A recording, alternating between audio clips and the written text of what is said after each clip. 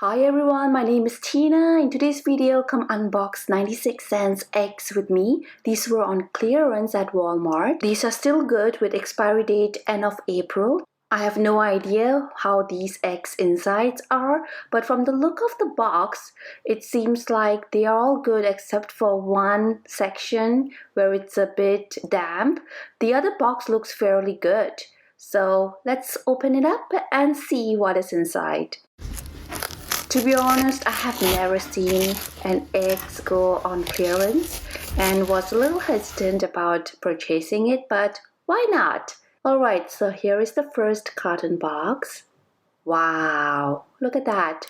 They are all looking good except for one right here that has cracked, but the rest look perfectly fine.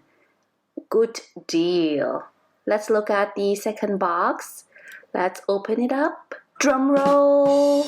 Look at that beauty! They are all good except for this little, I don't know, small dot, but the rest are excellent, in great condition.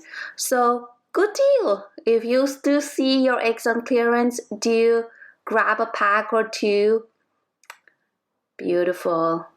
Alright, thank you so much for watching my video. Until then, I will see you in my next video. Please subscribe for more quick and easy DIYs. Bye-bye.